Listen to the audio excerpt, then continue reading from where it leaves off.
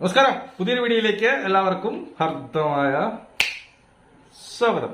കുറെ കൺഫർമേഷനായി കിട്ടിയിട്ടുണ്ട്. നമുക്ക് നാളെയൊക്കെ കൺഫർമേഷനൊക്കെ പറയാം. എല്ലാവരും ഓരോ സൈഡിൽ നിന്ന് ഓരോരുത്തരായിട്ട് ഇടട്ടെ. ഞാനിപ്പോ വന്നത് ബിഗ് ബോസ്, നമ്മൾ മലയാളം ബിഗ് ബോസിനെ കുറിച്ച് സംസാരിക്കുമ്പോൾ സീസൺ ഇപ്പോൾ 6 എത്തി നിൽക്കുന്നു.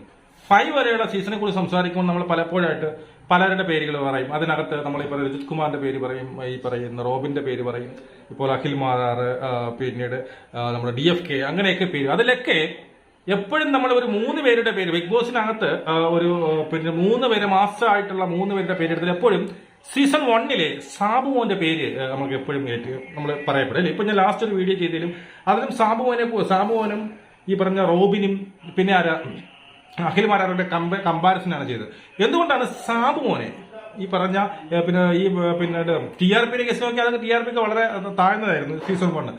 എന്തുകൊണ്ടാണ് സാബുമോനെ എല്ലാവരും മാസമായിരുന്നു എന്ന് നിങ്ങൾക്കറിയാമോ? ഇത് കാണാത്തവർക്ക് വേണ്ടിയിട്ട് സാബുമോനെ എന്തുകൊണ്ടാണ് എല്ലാവരും കിടിലം ഒരു കണ്ടസ്റ്റന്റ് ആയിരുന്നു എന്ന് പറയാൻ അതിന്റെ കുറച്ച് ക്ലിപ്പിംഗ് ഞാൻ ഇവിടെ വയ്ക്കും. നിങ്ങൾ നോക്കിക്കോളൂ. കണ്ടിട്ടില്ലാത്തവർ, ബിഗ് ബോസ് മലയാളം സീസൺ 1 കണ്ടിട്ടില്ലാത്തവർ ഈ ക്ലിപ്പിംഗ് കാണുമ്പോൾ മനസ്സിലാവും എന്തുമാത്രം ഒരു നഷ്ടമായിരുന്നു ഈ സാബു എന്ന് പറഞ്ഞാൽ, എന്തുമാത്രം മാസമായിരുന്നു എന്നുള്ളത് ഈ ഒരു ചെറിയ ക്ലിപ്പിംഗ് കാണുമ്പോൾ നമുക്ക് മനസ്സിലാവും. നമുക്ക് ഇതൊക്കെ ഒന്ന് അഴവറക്കാം. നമുക്ക് ആ ക്ലിപ്പിംഗ് നോക്കാം. യുദ്ധമെങ്കിൽ യുദ്ധം തന്നെ, അറഞ്ചം പുറഞ്ചം, അല്ല സമാധാനത്തിന്റെ പാത. എന്റെ കണ്ണിൽ നിന്ന് ഒരു തുള്ളി കണ്ണീര് വന്ന് നിങ്ങൾ ഇവിടെ കാണിക്കുകയാണെന്നുണ്ടെങ്കിൽ ആണ്ട കഴുത്തർത്തി ഞാൻ ചെവി വെക്കും. സദാചാര ബോധത്തിന് പിന്നെ ലെവൽ നിശ്ചയിക്കാനാണെന്നുണ്ടെങ്കിൽ 2 സദാചാര ബോധത്തിന് ലെവൽ നിശ്ചയിക്കണം. പിന്നെ എന്നെ തൂക്കാൻ എന്റെ മുമ്പിലൊക്കെ വന്നെന്ന് പറയാൻ ഇച്ചിരി പാടാണ്. അതിൽ നീ എന്ന് പറയുന്നത് ആൽമരത്തിന് മുമ്പില് ആട്ടുംകാട്ടത്തിന്റെ അത്രയായിട്ടുള്ളൂ.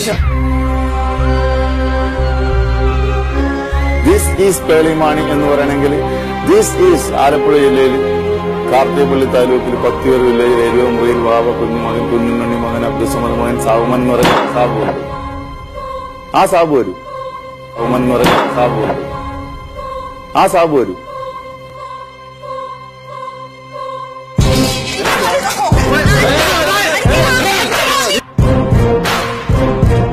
അബദ്ധങ്ങൾ ഉന്മാദ നൃത്തം ചവിട്ടി കുഴച്ചൂരണാങ്കണം.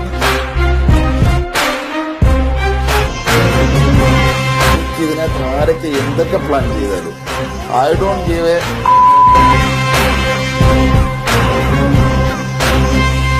ഞാൻ തീരുമാനിക്കും എനിക്ക് എപ്പോ പോകണമെന്ന്.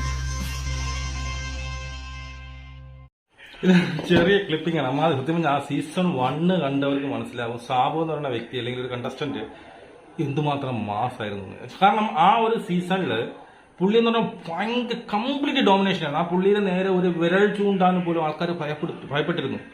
ആരും അവന്റെ ഫ്രണ്ടിൽ വരത്തില്ല. അവൻ ആരും വന്നിട്ട് അടിച്ചിരുത്ത് അവന്റെ അടുത്ത് സംസാരിച്ചവൻ അല്ലെങ്കിൽ ടാസ്ക് ആയിക്കോട്ടെ എന്തായിക്കോട്ടെ അവന്റെ മുന്നിൽ ഒരു നിഷ്പരരായിരുന്നു എല്ലാവരും.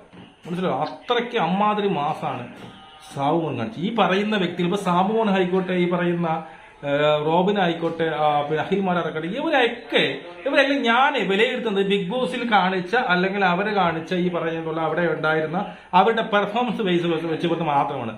അതിനുശേഷമുള്ള ആ സംഭവത്തെ കുറിച്ച് വെച്ച ഒന്നുമേ അല്ല. അങ്ങനെ ആരും തെറ്റിദ്ധരിക്കണ്ട. ബിഗ് ബോസ് ഞാനൊരു ബിഗ് ബോസ് റിവ്യൂവറാണ്.